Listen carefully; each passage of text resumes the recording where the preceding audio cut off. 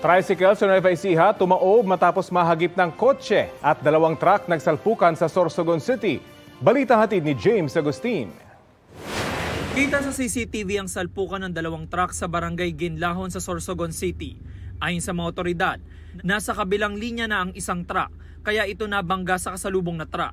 Binawian ng buhay ang driver ng nakabanggang truck, habang 3 naman ang sugatan.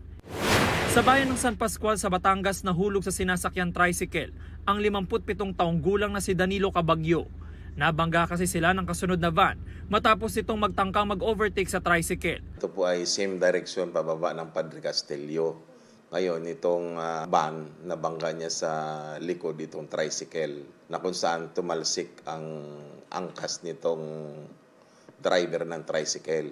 Hindi naman kabilisan ma'am itong van sa takbo. Na-miscalculate niya yung pag-overtake dun sa tricycle.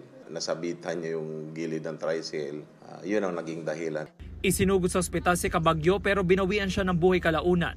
Sugatan din ang driver ng tricycle. Hawak naman na ng pulisya ang driver ng van. Overtake po talaga ako para malampasan. Pag overtake ko po, bigla rin pong pumasok. Humingi rin po ako ng pasensya sa hindi ko naman po kagustuhan ng nagawa ko. Kumbinsido ang mga kaanak ni Cabagyo na aksidente lang ang nangyari, pero itutuloy nila ang pagsasampa ng reklamo laban sa driver ng van. Bumaliktad ang tricycle na yan sa gitna ng Maharlika Highway sa Talavera, Nueva Ecija. Nahagip daw kasi ang tricycle ng isang kotse na nag-overtake.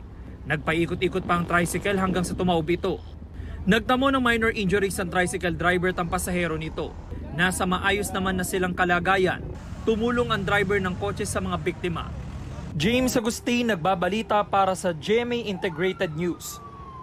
Kapuso, alamin ang maiinit na balita. Bisitahin at mag-subscribe sa GMA Integrated News sa YouTube. Sa mga kapuso abroad, samahan nyo kami sa GMA Pinoy TV at sa www.gmanews.tv.